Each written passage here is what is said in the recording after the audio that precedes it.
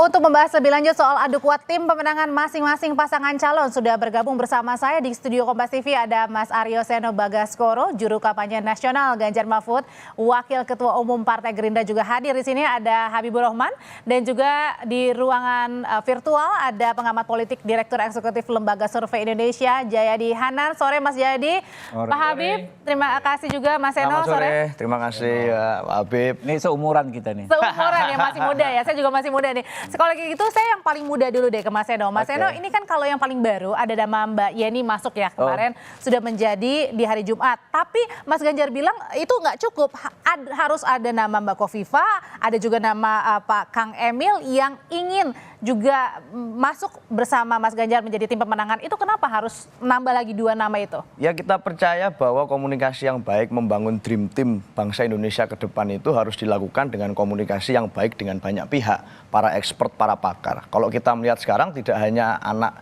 Presiden Bu Mega dan kemudian anak Presiden Gus Dur yang bergabung dalam TPN, tapi pada saat di KPU misalnya ada Pak Ilham Habibie yang bergabung. Sehingga banyak expert-expert yang kami ajak komunikasi dan bergabung dalam tim pemenang nasional. Bahkan struktur ini sudah kami bentuk jauh-jauh hari. Sebelum kemudian pendaftaran Capres-Cawapres, saya rasa salah satu dari 3 kandidat Capres yang ada yang paling siap menghadapi Pilpres ini dengan tim pemenangannya ya adalah Ganjar Mahfud. Pada saat kemudian kita sudah memiliki Pak Arsyad yang kita kenal betul menjadi idola anak muda, Pak Andika Perkasa, dan kemarin terakhir kita dapat sukungan semangat dengan bergabungnya Mbak Yeni Wahid dengan kami. Terus kemudian apakah nama Mbak Kofifa sama juga Kang Emil jangan-jangan untuk menggoyang juga nih dari koalisi kubu sebelah? Karena kan Pak Habib sebenarnya nama Mbak Kofifa juga ini ada dalam daftar waktu itu menjadi bacawa pres, termasuk juga Kang Emil yang sebenarnya ada kader Partai Golkar, Pak Habib. Ya tentu kita ingin merangkul sebanyak mungkin ya tokoh-tokoh bangsa ini, juga termasuk kaum muda. Karena politik Pak Prabowo, politik Koalisi Indonesia Maju adalah politik merangkul. Bukan hanya Kang Emil, bukan hanya Kofifa, tapi banyak lagi tokoh-tokoh lain. Ya baik di tingkat pusat maupun tingkat daerah, ya di daerah-daerah. Sampai ke kabupaten kota, kita akan rekrut sebanyak mungkin tokoh ya yang merupakan representasi seluas mungkin dari masyarakat. Politik ini kan soal representasi. Kalau ada representasi segmen masyarakat di dalamnya, saya pikir akan lebih baik untuk pertama menyerap aspirasi di masyarakat. Yang kedua tentu saja menggalang dukungan ya. Artinya tidak ingin direbut ya sama tim pemenangan Ganjar Mahfud ya? Ini bukan soal rebut-merebut. Kita ini kan sama-sama menawarkan gagasan. Sebetulnya sama-sama baik ya. Tapi apakah nyamannya di koalisi A, koalisi B, koalisi C, menurut saya nggak ada masalah ya. Kalau toh misalnya ada yang tidak ke koalisi kami ya, itu juga bukan berarti masalah ya. Masih banyak lagi tokoh-tokoh bangsa lain yang bisa kita maksimalkan ya untuk kita ajak bersama berjuang bersama. Kalau Pak Bahlil, Pak Bahlil, siapapun ya termasuk Pak Bahlil ya. Itu udah masuk, Pak Habib. Secara resmi sebetulnya tim kami belum di launching secara resmi. Ya, tentu ini kan juga dicocokkan dengan persoalan subjektif masing-masing ya. Apakah mungkin secara formal masuk, apakah akan membackup secara substansi ya kan, ataukah memberikan jaringannya, itu nggak ada masalah. Jadi namanya perjuangan ini kita kayak zaman dulu, Mbak, zaman tahun 45. Ada yang mau ikut secara fisik boleh, ada yang nyumbang nasi bungkus boleh, ya kan? Ada yang mengajak keluarga boleh. Jadi tapi intinya Pak Bahlil itu masuk rencana, partisipasi itu tidak kita batasi dalam bentuk apapun, sekecil apapun ya perannya tentu kita akan tampung. Jadi kalau kembali soal Pak Bahlil, kalau pertanyaannya sesimpel itu saya katakan secara simpel juga. Kami belum launching, tim ini belum di launching. Ya. Tapi ada masuk ya rekomendasi. Makanya kan belum disebut belum launching, ya kan. Nanti kalau begitu clear launching nanti kita sampaikan. Oke, kalau misalnya dari Pak Bahlil ini namanya ada juga nggak sih di tim Ganjar Mahfud sendiri, Mas Seno? Nggak ada kok Pak Bahlil namanya. Artinya pada saat kita menyusun tim ini semua berdasarkan kesukarelaan. Saya bilang tadi kan, yang paling siap kemudian dalam menghadapi ini, struktur timnya yang paling lengkap. Pada saat pendaftaran KPU yang jelas itu sudah ada tim pemenangannya, ya hanya Ganjar Mahfud. Maka kemudian pada saat ada nama-nama yang masuk, pasti kami umumkan itu. Setiap seminggu sekali saat rapat dengan Pak Arsyad misalnya di gedung high-end yang mana dulu pernah menjadi gedung pemenangan di 2019, ini kemudian selalu diumumkan nama-nama yang masuk. Ada orang-orang kredibel di situ, termasuk Bu Khofifah misalnya disebutkan tadi. Saya ini cukup dekat akrab juga dengan putranya Bu Khofifah. Suatu waktu kami waktu itu Mas Ali ini pernah juga ingin menjalin komunikasi dengan Pak Ganjar. Kita jembatani, kita komunikasi dan kemudian itu terjadi dengan sangat enak. Tapi belum confirm ya sekarang ya? Belum confirm tentunya. Kita tentu melihat bagaimana para tokoh ini ingin berkontribusi sejauh mana. Tapi secara mesin, secara struktur, saya yakin kita yang paling siap. Sampai sejauh ini. Sampai sejauh ini. Oke, saya tanyakan ke Mas Jayadi. Mas Jayadi, ini sebenarnya perebutan, kalau dulu kan kemarin itu perebutannya baca Cawapres. Sekarang perebutan nama-nama tim pemenangan. Sebenarnya seberapa efektif sih untuk memperkuat tim pemenangan, untuk memenangkan masing-masing jagoannya sendiri? Apakah ini lebih ke figurnya atau menarik basisnya nih? Ya dua-duanya ya, kalau ada basis. Fungsi tokoh-tokoh yang ditarik ke tim itu memang cukup banyak ya, tergantung orangnya. Yang pertama itu simbolik. Yang kedua itu fungsi endorsement, ya. Yang ketiga itu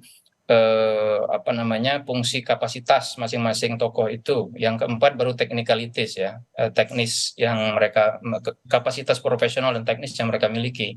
Secara simbolik memang setiap paslon ini kan tentu saja pasti ada yang perlu ada lubang-lubang yang harus mereka tutupi lewat masuknya tokoh-tokoh itu. Misalnya pasangan Amin itu kan misalnya nih ya, dari sisi simbol nasionalis dan religius itu simbol nasionalisnya kurang, mungkin mereka memerlukan itu misalnya ya.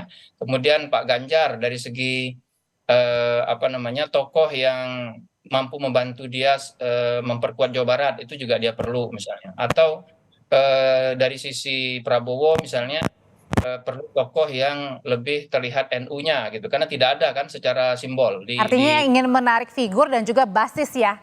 Ya, jadi simbol, kemudian endorsement, basis, lalu juga expertise yang mereka miliki. Lalu juga itu juga bisa menunjukkan kepada para pemilih ya, apakah mereka semuanya merangkul tidak hanya orang tua tapi juga kaum muda gitu, kelompok dari segala segmen dan sebagainya. Jadi ini banyak fungsi simboliknya, meskipun tentu saja dan semua itu nanti setelah digabung dengan yang lain-lain, ujung-ujungnya seperti kata Bang Habib tadi, ujungnya itu kan fungsi elektoral ya. Mas Jayadi, fungsi elektoralnya yang paling utama. tapi kan yang satu baca pres nih, Amin ini belum mengumumkan juga, atau kira-kira menakar dulu deh siapa tim pemenangannya. Ini kira-kira kenapa? Padahal kan yang pertama kali deklarasi adalah pasangan Amin. Ya tentu ada dinamika masing-masing ya, belum ketemu mungkin, atau mereka masih berpikir ulang gitu. Dugaan saya misalnya ya, tim Amin itu akan berpikir soal bahwa tadi yang saya bilang, Mas Anies sebagai capres lebih menyimbolkan religius modernis gitu, sementara Pak Muhaimin Iskandar lebih menyimbolkan religius tradisionalis. Jadi mereka kekurangan figur nasionalis. Mungkin itu diperlukan, tapi mungkin juga mereka perlu figur yang mewakili perempuan. Makanya misalnya di banyak diskusi itu di media, itu salah satu yang sering disebut untuk menjadi tokoh utama tim pemenangan Amin misalnya itu adalah Pujiastuti misalnya. Jadi ada banyak pertimbangan yang akan diambil. Nah, yang pasti menurut saya semua calon ini pasti seperti kata Bang Habib tadi, tidak mungkin melewatkan satupun tokoh sebesar atau sekecil apapun fungsi tokoh itu, karena pertarungannya kan kompetitif tiga pasangan ini. Jadi pertarungan akan berlangsung man to man marking, inch by inch gitu, every penny counts, sehingga sekecil apapun, sedikit apapun fungsi elektoral yang bisa dibawa oleh seorang tokoh untuk masuk ke tim pemenangan itu pasti akan. Ini seperti strategi bola ya Mas Jayadi ya kalau gitu ya? Ya betul. Jadi tidak bisa hanya fokus di segmen tertentu saja. Misalnya timnya Pak Mas Jayadi, tahan dulu. Saya mau ke Mas Eno dulu bentar. Mas Eno, jadi sebenarnya benar nih, untuk perebutan Jawa Barat dan Jawa Timur dibutuhkan sosok seperti Kang Emil dan juga Bu Khofifah. Khawatir di situ di Jawa Barat dan Jawa Timur tidak akan dimenangkan oleh Ganjar Mahfud. Kita punya keyakinan bahwa pada saat kita bergerak dengan semangat turun ke bawah bersama rakyat, arahan Ibu Ketua Umum kami, saya di PDI Perjuangan, adalah untuk terus turun bersama rakyat. Maka dengan siapapun itu kami bergerak nanti, dengan satu semangat politik yang seperti itu kami yakin kami akan mampu untuk kemudian bergerak bersama rakyat. Nah, yang menarik dari Pak Ridwan Kamil ya, Mbak, ya, ini bukan saya yang kemudian menyampaikan dalam sebuah tayangan statement yang viral beberapa waktu yang lalu, Pak Ridwan Kamil misalnya mengkritisi tentang tokoh yang kemudian kita bicara sekarang tahunnya anak muda segala macam. Ada kemudian Pak Ridwan Kamil menyampaikan ya anak muda boleh kemudian ini tampil sebagai pemimpin. Tapi kan tahu Kang Emil ini kader Golkar yang sudah merapatkan barisan. Hanya ini menarik karena yang menyampaikan Pak Ridwan Kamil, bukan kami yang menyampaikan. Pak Ridwan menyampaikan boleh aja itu anak muda menjadi pemimpin, tapi caranya harus dilihat dong. Dia kemudian itu menggunakan akses orang tua keluarganya enggak. Itu dari Pak Ridwan. Makanya kami merasa ya kalau ini dalam berpolitik ini adalah berbasis kesukarelaan. Kami tidak membatasi. Tapi emang boleh Pak Habib kalau misalnya Kang Emil kader Golkar yang sudah jelas-jelas mendukung Pak Prabowo tapi sikapnya seperti itu? Ya tentu sudah tepat apa yang disampaikan Pak Emil ya. Politik ini kita memberikan akses seluas mungkin ke sebanyak mungkin elemen bangsa, termasuk dan terutama anak muda. Dan kita juga mewanti-wanti, mengawasi, mewaspadai jangan sampai siapapun melakukan abuse of power. Ya, tadi disampaikan oleh sahabat saya ini, anak muda ini, caranya harus benar-benar. Itulah. Dan itu persis yang dilakukan. Tapi nggak rela ya kalau Kang Emil. Itu persis yang dilakukan Koalisi Indonesia Maju yang kami implementasikan dalam praktek-praktek politik kami. Kami menghormati anak muda, kami memberi akses ke anak muda, tapi kami juga menghormati segala aturan-aturan yang berlaku, ya, termasuk regulasi dan etika. Itu yang kami lakukan saat ini.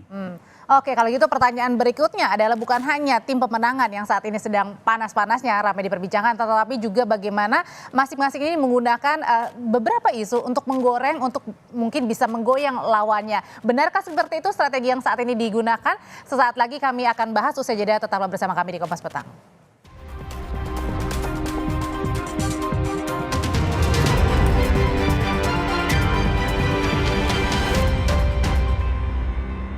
Ketua Tim Kampanye Nasional Prabowo Gibran, Rosan Roslani, saudara mengaku masih menyusun barisan tim kampanye dari berbagai kalangan. Rosan menyebut ada kejutan saat pengumuman jajaran tim kampanye nasional Prabowo Gibran pekan depan. Sementara Putri Presiden keempat Republik Indonesia Abdurrahman Wahid, Yeni Wahid, menetapkan dukungannya pada pasangan calon Ganjar Pranowo dan Mahfud MD di Pilpres 2024. Insya Allah ini akan rampung segera karena kita kan juga ingin menampung tidak hanya dari partai politik tetapi juga dari relawan, kemudian dari unsur-unsur akademis juga, kemudian dan harus mencerminkan juga keanekaragaman kita. Dan insya Allah nanti minggu depan saya umumkan tokoh-tokohnya siapa saja yang gabung di kita, termasuk dari tokoh-tokoh Jatim yang pastinya sudah sangat-sangat dikenal oleh masyarakat dan ini akan menjadi suatu sumber kekuatan kita bersama lagi. Nanti saya umumkan Pak. Pak Rosan akan membuat kejutan nanti minggu depan. Saya mengikuti kata hati yang pertama dan karena ada kedekatan rasa dengan kandidat yang kita dukung. Nanti kami tentu akan berkoordinasi dengan TPN strategi yang terbaik seperti apa. Masing-masing ketua tim pemenangan Prabowo Gibran dan juga Ganjar Mahfud sudah dibentuk ketuanya. Ada nama Mas Andi juga yang masuk ya di Dewan. Dewan kemudian enggak sebagai salah satu strukturnya ya, deputinya ya. Nah tapi kalau nama Mas Erik, ini Mas Erik kemana Pak Habib? Udah lama nih nggak kedengaran nama Mas Erik nih. Ya saya pikir siap ya. Saya bertemu dengan beliau beberapa waktu yang lalu. Beliau katakan siap kalau toh Mas Gibran maju sebagai cawapres. Tapi kalau sekarang ditanya kemana nih, saya bukan stafnya Pak Erik ya. Enggak, masalahnya kan Pak Erik ini waktu itu kan salah satu kandidat terkuat dari PAN. Ya tentu juga. Dan kita tentu sangat bersemangat ya memperkuat posisi beliau di tim kampanye ini ya nanti besok. Kita tunggu saja saat diumumkan. Oke, nah ini beberapa kegiatan juga dilakukan bukan hanya baca pres dan baca wapres, tapi juga tim pemenangannya. Bahkan Pak Rosan juga di Jawa Timur nih, dan dibilang juga ada kejutan. Nah sebenarnya kejutannya apa yang dinantinya Pak Habib? Ya ada kejutan, kalau saya sampaikan nanti Mbak nggak terkejut lagi nanti besok. Ya. Pokoknya yang jelas ada kejutan yang maknanya positif lah. Maksudnya Bu Kofifa merapat? Pokoknya kita tunggu saja. Enggak, karena ke Jawa Timur. Iya, apapun silahkan diartikan sekarang, tapi kepastiannya di hari Senin. Kepastiannya hari Senin, Ya. tim dari Ganjar Mahfud khawatir? Ya enggak juga lah, kalau bicara kejutan sebenarnya anak muda Indonesia semuanya di Sari Sabang sampai Merauke sudah terkejut waktu pengumuman cawapresnya Pak Prabowo beberapa waktu yang lalu. Maksudnya Mas Gibran? Mas Gibran, bagaimana enggak terkejut wong di situ itu para ketua umum yang kemudian menjadi kandidat cawapres misalnya sebelumnya punya kredibilitas panjang, punya rekam jejak panjang. Tiba-tiba Mas Gibran ini seseorang yang kemudian tidak pernah mengaku bahwa dia ingin untuk menjadi kontestan dalam pemilu 2024 tiba-tiba menjadi wapres. Bagi saya Mbak, kalau pemilu ini bicara tentang representasi kelompok termasuk anak muda misalnya, anak muda Indonesia itu Gen Z-nya, teman-teman saya, seumuran saya, milenial, ini mayoritas adalah Tapi anak-anak kalau muda misalnya yang sampai Bu berproses Kofifa dari diambil? bawah. Gitu, berproses dari bawah sehingga kemudian kejutannya bagi kami ya itu tadi kejutannya kenapa kok bisa kemudian ada wapres. Berarti artinya nggak apa-apa kalau Bu Kofifa? Ya, jadi Kan kita tampil seperti semua pernah muda ya, dan kita paham sekali apa namanya yang naluriah dialami anak muda itu dilecehkan, bahkan oleh sesama kaum muda sendiri. Kalau kita ada capaian dilecehkan, dicemooh, gara-gara bapaknya, ya kan? Oh, itu gara-gara posisi keluarganya. Itu hal yang biasa. Dan waktu tentu akan membuktikan ya rakyat yang akan menjadi hakimnya, bukan kompetitor kami. Ya kalau kompetitor ya tentu apapun dijadikan bahan ya. Tapi rakyat yang akan menjadi hakimnya nanti, dan sebetulnya gejalanya sudah terlihat dengan melonjaknya apa namanya survei Pak Prabowo Gibran ya di hari-hari setelah putusan MK. Hampir semua lembaga survei yang signifikan terpercaya menghasilkan hasil yang demikian. Kita tahan dulu Bapak soal baca pres Mas Ya. Gibran ya. Saya mau ke Mas Jaya dulu. Kita konsen dulu ke Bu Kofifa. Nah, nama Bu Kofifa ini kan diperebutkan kedua tim pemenangan ya Mas Jayadi ya. Karena erat juga dengan NU dan juga Jawa Timur. Ini muaranya kira-kira Bu Kofifa akan milih siapa? Kemana? Mungkin kalau Bu Hovifa paling tidak dengar saran Pak Jokowi gitu. Kemungkinan ya, dugaan saya. Jadi karena Pak Jokowi Berarti sekarang di kubu Prabowo, mungkin ya ke Prabowo. Tapi mungkin juga ada kejutan, kalau mau disebut kejutan, sebenarnya nggak ada kejutan sih di tim sebenarnya ya. Di Jawa Timur itu kan gubernurnya Bu Hovifa, wakil gubernurnya kan Mas Emil Dardak itu kan Demokrat. Kalau nggak salah Demokrat kan. Jadi mungkin saja jadi gubernur sama wakil gubernurnya masuk tim Prabowo, mungkin saja gitu. Salah satu wakil anak muda juga. Tapi nggak tahu apa itu yang dimaksud dengan kejutan apa enggak, karena itu mungkin gitu ya. Jadi memang kubu Prabowo di Jawa Timur sangat perlu memperkuat diri. Karena sementara kan sampai survei terakhir itu Prabowo masih ketinggalan dibandingin Ganjar, meskipun mungkin mengejar. Jadi salah satu caranya adalah tidak bisa hanya mengandalkan mantan pemilih Jokowi secara simbol ya, tapi juga harus menggunakan tokoh-tokoh yang memang sangat populer di Jawa Timur seperti Hovifa atau mungkin juga Emil Dardak. Oke, kita balik lagi. Tadi sempat disinggung juga oleh Mas Eno dan juga Pak Habib tentang baca pres Mas Gibran. Emang ini menurut Pak Habib sendiri, apakah isu baca pres Mas Gibran ini terus digoreng dari kubu sebelah untuk menggoyangkan, menaikkan elektoral dari kubu sebelah, menurunkan elektoral dari kubu Prabowo? Ya, itu hal yang biasa, hal yang wajar dan hal yang pasti terjadi. Apapun dinamika di salah satu kubu tentu dijadikan peluru oleh kubu yang lain. Kami nggak keberatan dan kami menghadapi saja dengan senyuman yang seperti ini. Toh pada akhirnya kan kami bisa menjelaskan dengan argumentasi yang jelas, dan rakyat saat ini sudah cerdas ya. Apapun yang keluar terutama dari politisi, tentu orang akan melihat dia ada di mana ya. Nah, sehingga objektivisme itu pasti akan dipegang rekat-rekat oleh rakyat ini ya, dan kami nggak takut ya, kami tidak khawatir karena apa yang diputuskan oleh Pak Prabowo pada ketua umum partai politik ya. Tapi menurut karena kami yang sudah sangat menyerang tepat. Pak Habib bukannya dari tim dari. Jadi gini. Tapi jadi, ada Amin juga. Pak, nanti dulu. Ya apapun. Jadi kami sudah memetakan secara jelas-jelas soal apa namanya sikap masyarakat ya. Banyak memang yang mengkritisi pun ada juga kelompok-kelompok kritis yang idealis yang memang selalu men-challenge apapun isu dari yang bersumber dari kekuasaan ya. Tetapi banyak juga yang mendukung, yang mensupport, yang mensyukuri ya, dan yang sangat gembira dengan keputusan ini, yang melihat substansinya seperti apa. Kita negara hukum, negara beradab ya, di mana kita mengakui bahwa setiap persoalan setiap persoalan ya kan kita selesaikan pada proses hukum, dan setiap proses hukum itu ada endingnya. Endingnya apa? Adalah putusan Nah, dan itulah budaya, tradisi yang ada di semua negara yang demokrasi gitu ya. Udah yang nggak sabar nih demokratis. sebelah, kubu sebelah pengen. Jadi bentar dulu ya kan. Jadi menurut kami Habib. nggak ada masalah ya kan. Oke, nggak ada Pada akhirnya masalah ya. masyarakat yang bisa menilai. Oke, Mas Eno. Ya ini menarik sekali, saya mau klarifikasi dulu Pak Habib. Jadi ini bukan masalah syirik atau tidak syirik terhadap pencapaian anak muda lain. Dengan siapapun itu kita mendukung. Masalahnya yang mengkritisi terjadinya kejutan yang saya sebut tadi dengan Wapres Gibran ini tiba-tiba muncul. Sebenarnya bukan banyak dari kelompok kami. Dari kelompok-kelompok masyarakat. Ya lagi-lagi Banyak itu kan yang klaim. kemudian mengkritisi. Ya. Itu yang kemudian kita saksikan saat ini. Saat kemudian setelah deklarasi itu terjadi. Klaim katanya. Mbak Yeni Klaim. kemudian masuk bergabung dengan kami karena panggilan hati nurani. Maka saya rasa itu adalah sebuah cerminan bagaimana sikap seorang Yeni Wahid yang melihat bahwa semacam ini praktek-praktek yang tidak menguntungkan. Mayoritas generasi Z, generasi saya ini adalah generasi yang tidak punya akses privilege semacam itu. Maka pada saat sekarang ditampilkan, ini kan menarik saat tadi Pak Habib menyinggung masalah putusan. Putusan itu dilaksanakan beberapa hari sebelum kemudian deklarasi itu terjadi. Maka ini tidak mungkin kan. Dan tidak hal itu yang mungkin. terus juga dibawa sampai nanti di pemilihan? Ya enggak, ini sebagai salah satu cerminan bahwa kemudian saat ini kalau tadi Pak Habib bicara representasi, malah kemudian tampilnya Mas Gibran. Kita tidak masalah Mas Oke, Gibran itu anaknya baik. siapa, enggak masalah. Yang masalah caranya. Caranya selama ya? ini menolak, Baik. selama ini tidak mengakui. Apakah tidak ada komunikasi Oke. selama ini? Pasti ada lah. Tahan Itu yang dulu. kami rasakan. Oke, kalau gitu Mas Jayadi, apakah isu tentang politik dinasti, dengan nepotisme, kemudian juga baca pres Mas Gibran, apakah akan terus bergulir nanti sampai 14 Februari ini dampaknya besar kah? Ya pasti akan terus bergulir karena kan selalu ada isu negatif dan isu positif yang dimunculkan.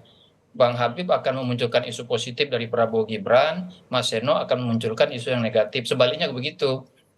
Begitulah nature dari politik kita, sepanjang saling menghormati nggak apa-apa saya kira. Tapi isu isu dalam kampanye politik itu selalu ada dua ya, isu fundamental dan isu non fundamental. Isu fundamental itu misalnya ekonomi, masalah stabilitas politik, kemudian keamanan dan seterusnya. Isu non fundamental termasuk isu-isu politik.